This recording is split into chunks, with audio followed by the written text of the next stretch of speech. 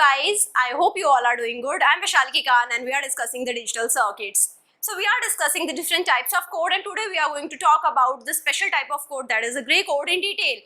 So we are going to start with the introduction to the gray code, then we are going to see the properties of the gray code, and at last the conversions of the gray code.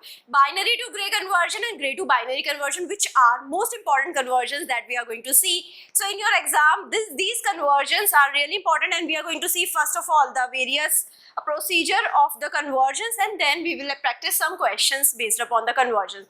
So let's start our discussion with the gray code. Gray code is a non-weighted code, which means it is not obeying the positional weighting principle. I have the different codes at a specific position, the weightage is not assigned, right? Like we had 8421 code, right? In the 8421 code, this bit is having the one positional bit, right here. This bit is having the weight 2, this bit is having the weight 4, and this bit is having the weight 8. So this is not possible in the gray code. It's a unit distance code. And now what are the unit distance code? If I see two consecutive code words, they are differing only by one bit position. So if I see 1 and 2, you can see. So the code word for 1 is 0001, code word for 2 is 0011. So here, if I just convert this 0 to 1, I will be getting the code word for 2, right? If I represent the code word for 2 as 0010 and the code word for 1 was 0001. So this bit is changing from 1 to 0, and this bit is also changing from 0 to 1. So 2 bit positions are changing here. But here, if I see in the case of gray code, only 1 bit position is changing, which is a very important feature because of which it will be used in many applications, right? So it is also known as cyclic codes, and it is having the reflective property as well. So if you see, the code word from 0 is 4 zeros, and the code word for 15 is 1000. The code word for 1 is 0001, and code word for 14 is 10001.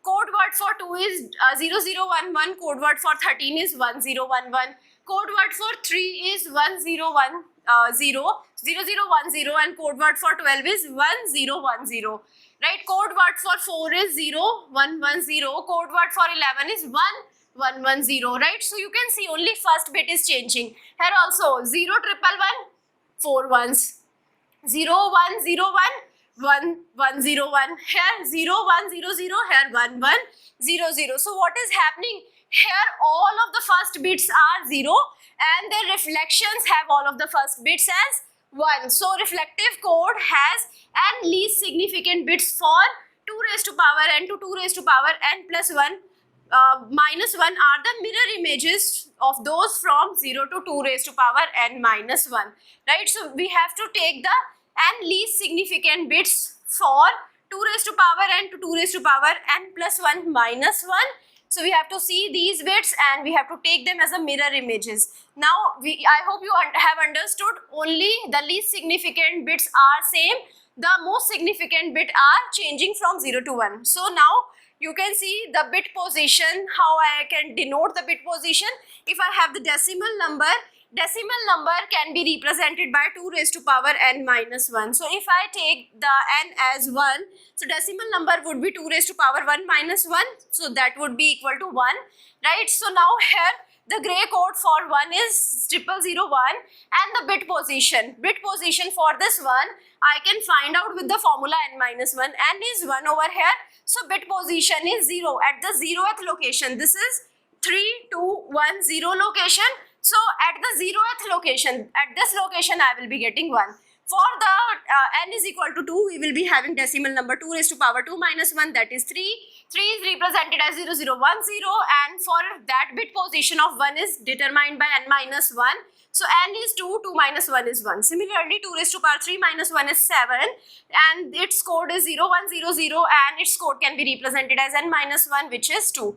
Right, similarly 2 raised to power 4 minus 1, which is 15. 15 is represented as 1000, and it will be having the code n minus 1. So the code is 1000, the location of 1 is n minus 1, 4 minus 1, that is 3. So here we will be having the next property, that the errors are reduced. If I see the code words, we will be having the 3-bit position. So in the 3-bit positions, if I see the two code words, the 2 bits are same, and I can say the probability of error will be reduced by 66% because only 1 bit is changing. So the probability of error would also be changed. If I say the 2 consecutive numbers are sent, so only 1 bit will be changing. This 1 bit is changing in the 3 bits, and the error can only be induced in the 1 bit only. So the probability of error is 66%, reduced by 66%. In the 4 bit, only 1 bit is changing out of the 4 bits, so probability of error reduced by 75%. So these are the various advantages of using the gray code. Now coming to the gray to binary conversion. So MSB of the binary number is same as the MSB of the gray code. This is the first procedure. If I have the binary number, I will see the MSB. I have to write the MSB as it is. Write the MSB as it is. To obtain the next binary digit, perform the XOR operation. What is the XOR operation? XOR operation is 0 XOR 0 is 0, 0 XOR 1 is 1, 1 XOR 0 is 1, and 1 XOR 1 is 0. So this is my XOR operation, right? So in this operation, what I have to do? I have to perform the XOR operation between the binary digit just written down and the next gray code. So now we have to write down the result, and we have to repeat this operation until all gray codes have been XORed with binary digits, right? So now here let's understand this thing with the help of this code. So this is my binary digit 101011, right? So now first of all I have to write the MSB. This is my MSB. I have to write the MSB as it is. Now what I have to do? I have to XOR this result with the next gray code digit, right? So now here this gray code is XORed with 1. When 0 is XORed with 1, I am going to get 1. Now 1 is going to XORed with 1, I am going to get 0. 0 is going to XORed with 0, I am going to get 0. Now here again 0 is going to be XORed with 1, I am going to get 1. 1 is going to be XORed with 1, I am going to get 0. So this is my binary code. So binary code is 110010, right? So in this manner I can convert this gray code 101011 into binary. Coming to the reverse conversion, binary to gray conversion. The binary to gray conversion, what I have to do? I have to write the MSB of the gray code same as MSB of the binary number. Write down the MSB as it is. Then to obtain the next digit, perform XOR operation between the previous and the current binary bits. Now I don't have to look for the result, because here I was looking for the result and I was doing the XOR operation with the gray code number, right? So now here what I have to do? I have to see the binary number only. I have to do the XOR operation between the binary number digits only. So we have to repeat the step until all binary bits have been XORed. So now we have to convert 10111011 in a binary to gray. So what I have to do? I have to write the MSB as it is. Then I have to do the XOR operation between 1 and 0. That is 1. Then I have to do the XOR operation between 0 and 1.